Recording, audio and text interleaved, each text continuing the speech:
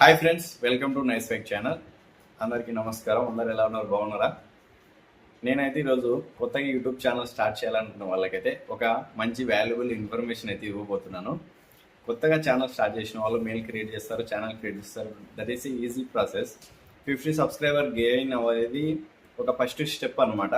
50 సబ్స్క్రైబర్లు first step ఈజీగా ఎక్కేయచ్చు. That is not a matter. తర్వాత అప్పుడు ఏం చేస్తారు? లైవ్ స్టార్ట్ చేస్తారు. అంతా బాగానే ఉంది. లైవ్స్కి రావడం లేదు, వ్యూస్ రావడం లేదు, చాలామంది రావడం లేదని చెప్పేసి ఏం చేస్తారంటే ఫేస్ లైవ్ కాకుండా ఫేస్ లైవ్కి రీచ్ బాగానే వస్తుంది, కానీ వాళ్ళకి బోర్ వచ్చేసి ఫేస్ లైవ్ కాకుండా పిక్ లైవ్ అనేది పెట్టేస్తారనమాట. పిక్ లైవ్లో క్వశ్చన్ అడుగుతారు. ఆ క్వశ్చన్ ఎక్కడ నుంచి తెస్తారు? ఎక్కడో గూగుల్లో వెతికి తెచ్చేస్తారనమాట. ఆ యొక్క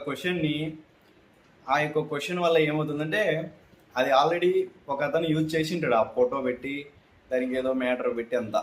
సో అలాంటప్పుడు వ్యూస్ రావడానికి బాగానే ఉంటుంది, కానీ మానిటైజేషన్ దగ్గర కాపీరైట్ పడే అవకాశం ఉందన్నమాట. రీయూజ్డ్ కంటెంట్, కాపీరైట్ అలాంటి ప్రాబ్లమ్లు అయితే ఎదుర్కొంటున్నాము.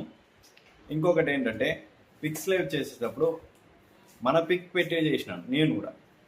నా పిక్ నేను పెట్టి వీడియో అనేది తీసేసాను.